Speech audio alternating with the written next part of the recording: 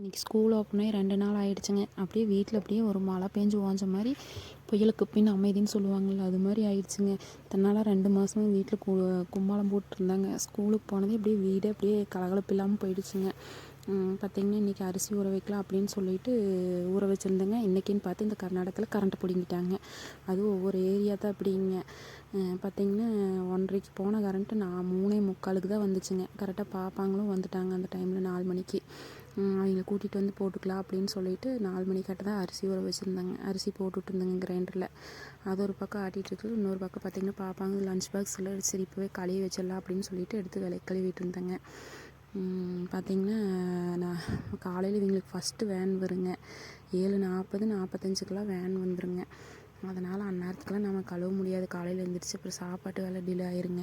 அதனால் சரி ஈவினிங்கே எப்போவுமே கழுவி வச்சுருவேன். அது கழுவி முடிச்சுட்டு அந்த கரண்ட் போன டைமில் வந்து பார்த்திங்கன்னா துணியெல்லாம் துவைச்சி போட்டிருந்தேங்க.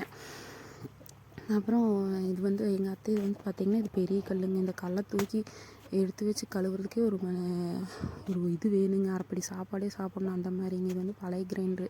இப்படியே ஒரு காண்டை ஆட்டிட்டு 2வது காண்டை தோண்டிட்டுங்க. உப்பு வந்து பார்த்திங்கன்னா நான் மாவுக்குள்ளேயே போட்டு ஆட்டிடுவேன்.